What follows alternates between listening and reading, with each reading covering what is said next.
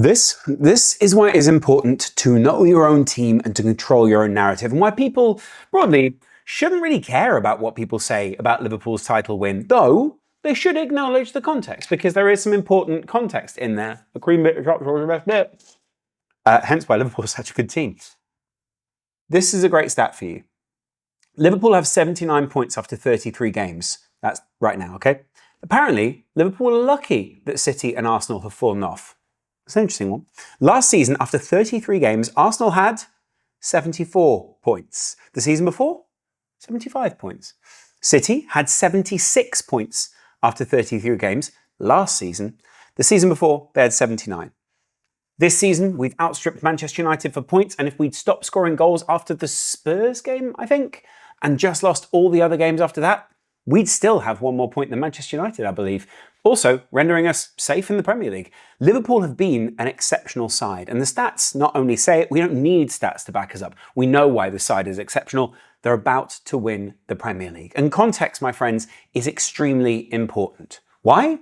Because, well, it tells us where we're going to go in the immediate future, even if we end up changing elements of the team. It tells us which teams are going to come back stronger next season. And it also tells us why winning the Premier League is winning the Premier League. Some people are going to say, well, they're going to try and take away from that overall achievement. Well, you won it in a bit of a weak season. Well, we won it in a season when the middle of this pack was incredibly strong. There are a lot of teams in there who are now pushing in Europe. An Aston Villa side who pushed a PSG side, who are most probably the favourites to win the Champions League. There are plenty of other big examples of teams in Europe doing particularly well. Manchester United, a team who are 15th in the Premier League at the moment, pushed against that Lyon side, and in the end, they got a great result. There are plenty of reasons why Spurs beating Eintracht Frankfurt. I can just keep going with these results. Liverpool pushed PSG. PSG pushed Liverpool equally.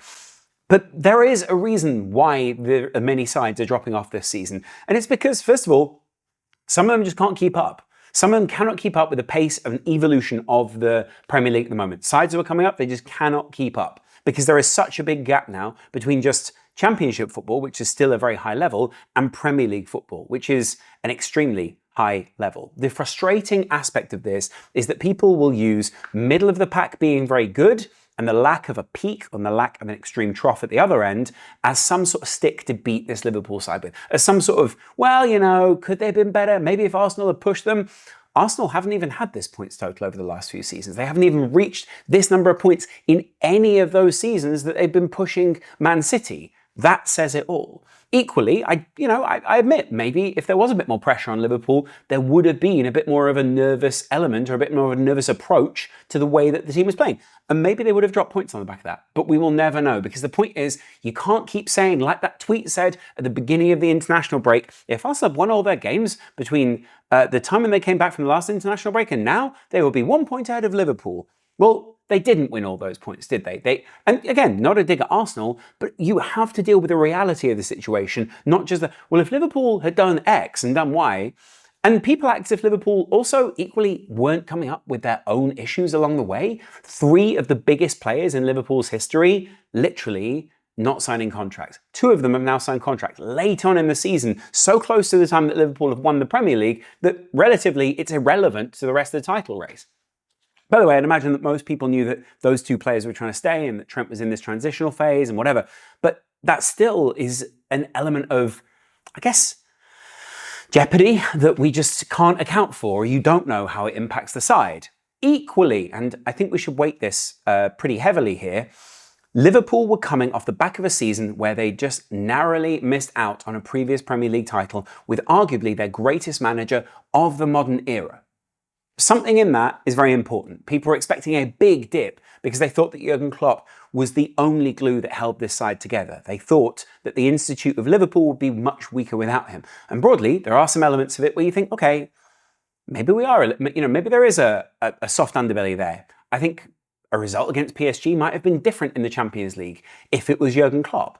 But we may have also not topped the Champions League group stage and not been in a position we are in the Premier League if it was Jurgen Klopp. There are swings and roundabouts to each of these managers, and the players at Liverpool will know that. Equally, the players that come next season will also know that. And I think that is a massive part of this. The point is, it's not so much about, well, ifs, buts, and maybes, if Jurgen Klopp was still here, if we were still playing this style of football, It's about the literal things that have happened and the literal achievement of this Liverpool side. At the start of the season, no one gave them any hope in the Champions League. No one gave them any hope in the Premier League. Those are the two competitions that I would have cared about at the start of the season.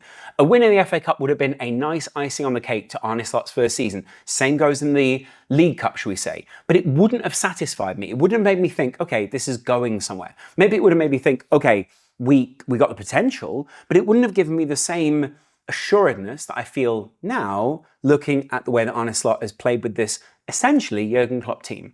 And the further we get into the season, the more that I realise some of the elements that have been hamstringing him. Very Klopp-esque forwards. Luis Diaz, Darwin Nunez, not Chiesa. Chiesa's barely played. Cody Gakpo. Gakpo and Salah, Diaz to an extent, the best players that Liverpool have had this season in terms of the striking, in terms of the front line. Nunez has come up with a couple of moments. He's certainly had his, headlines, but we know he's not the long-term option for Liverpool. And Liverpool are deliberately apparently keeping him off the field so that they don't have to play some of these bonuses to Benfica on the backside of this, and they can get as much transfer profit as possible. That's probably one reason they were looking at moving him on in January. They can think about not having to pay the $5 million to Benfica, bringing in someone else. But they also were just looking at moving him on because tactically he does not work in this Arne Slot side. There are clearly other profiles. I've done an Ekitike profile that'll be out later tomorrow, I think.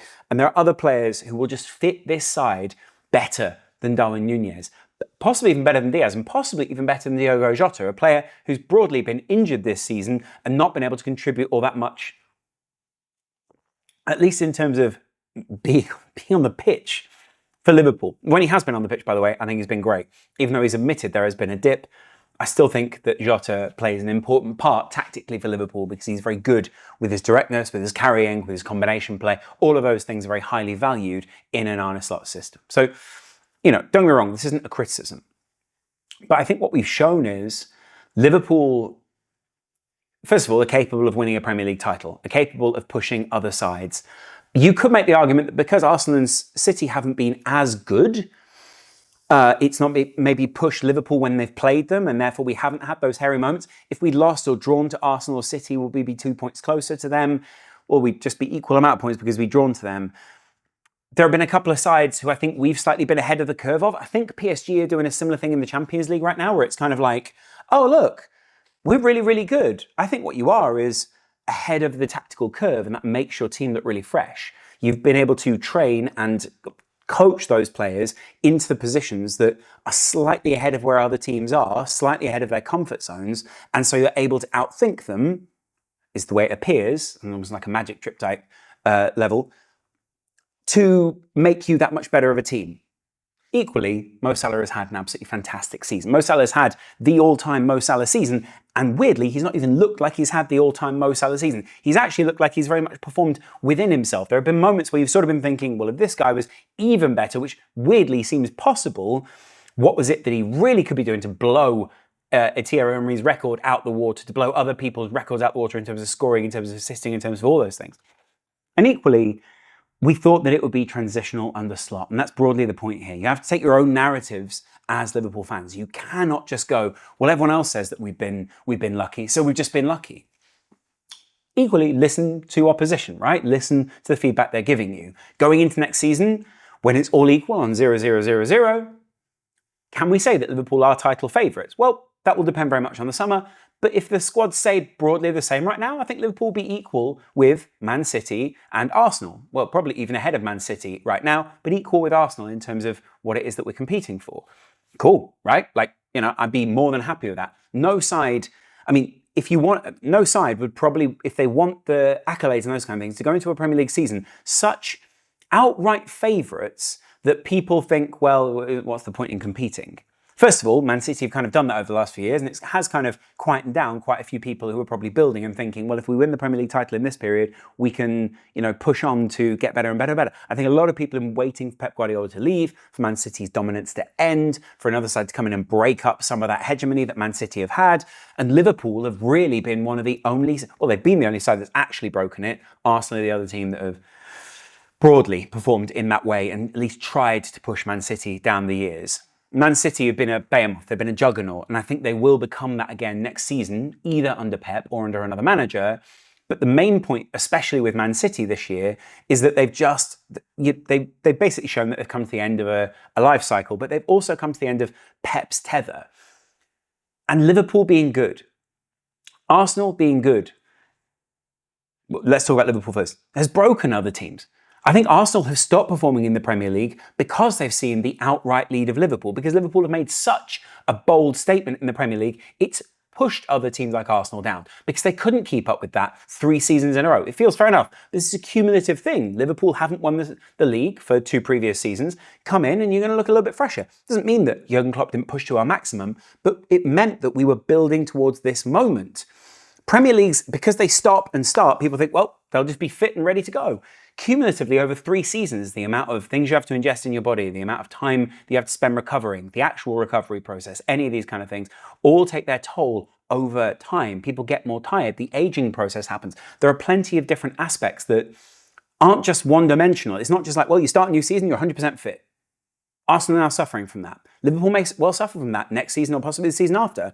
It's not as if we haven't also lacked in certain departments. Yes, we've had a very consistent midfield. Yes, we've had luck in terms of being able to keep a lot of our centre-backs and those kind of things. I think that's fantastic. Yes, we've been relatively lucky in having a backup goalkeeper in Kevin Kelleher, who's been pretty consistent behind Arne Slot. And I think equally, behind Alisson Becker for Arne Slot. And equally, I think that's all very fortunate. But we've also been unfortunate.